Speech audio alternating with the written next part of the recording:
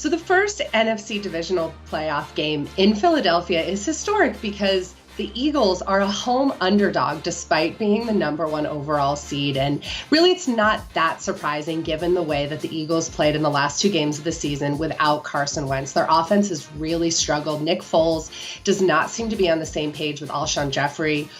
Their running game still has not gotten it together, and their defense has lapsed a little bit.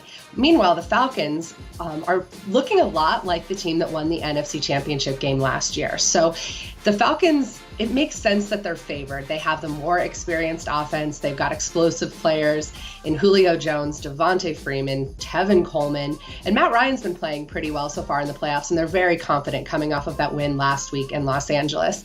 So the other divisional playoff game in the NFC is a rematch from week 1, but these two teams are so different than they were back in September. If you remember back to that week 1 Monday Night Football game, the storylines and the headlines coming out of that game were how well Sam Bradford played as quarterback of the Vikings and all of the running game drama that was going on with the Saints, with Adrian Peterson in his first game in New Orleans really being a non-factor. And now here we are in January where Case Keenum is the starting quarterback for the Vikings, and he's been playing really well. That offense is explosive in a lot of different ways. He's got a really good connection with his receivers. And the Saints, meanwhile, have had a complete transformation. Adrian Peterson was gone after just a couple of weeks.